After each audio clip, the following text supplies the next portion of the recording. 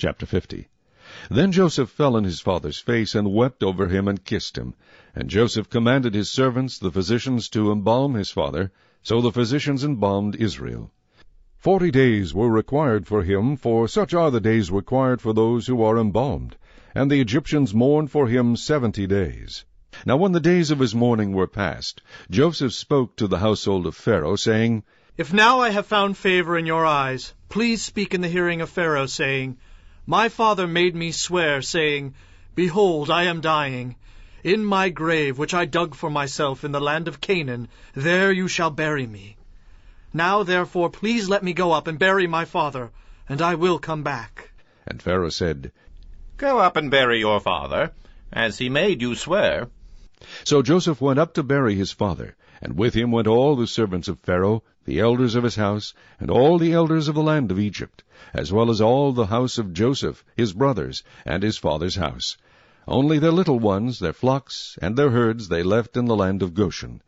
And there went up with him both chariots and horsemen, and it was a very great gathering. Then they came to the threshing floor of Atad, which is beyond the Jordan, and they mourned there with a great and very solemn lamentation.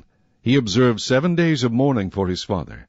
And when the inhabitants of the land, the Canaanites, saw the mourning at the threshing floor of Atad, they said, This is a deep mourning of the Egyptians. Therefore its name was called Abel Mizraim, which is beyond the Jordan. So his sons did for him just as he had commanded them. For his sons carried him to the land of Canaan, and buried him in the cave of the field of Machpelah, before Mamre, which Abraham bought with the field from Ephron the Hittite as property for a burial place. And after he had buried his father, Joseph returned to Egypt, he and his brothers, and all who went up with him to bury his father. When Joseph's brothers saw that their father was dead, they said, Perhaps Joseph will hate us, and may actually repay us for all the evil which we did to him.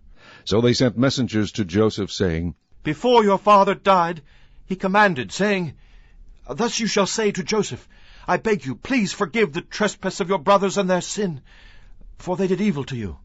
Now, please, forgive the trespass of the servants of the God of your father. And Joseph wept when they spoke to him. Then his brothers also went and fell down before his face, and they said, Behold, we are your servants. Joseph said to them, Do not be afraid, for am I in the place of God? But as for you, you meant evil against me, but God meant it for good, in order to bring it about as it is this day, to save many people alive. Now therefore do not be afraid, I will provide for you and your little ones. And he comforted them and spoke kindly to them. So Joseph dwelt in Egypt, he and his father's household, and Joseph lived 110 years. Joseph saw Ephraim's children to the 3rd generation. The children of Machir, the son of Manasseh, were also brought up on Joseph's knees.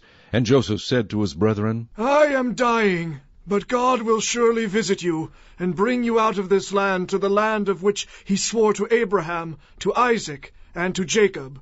Then Joseph took an oath from the children of Israel, saying, God will surely visit you, and you shall carry up my bones from here.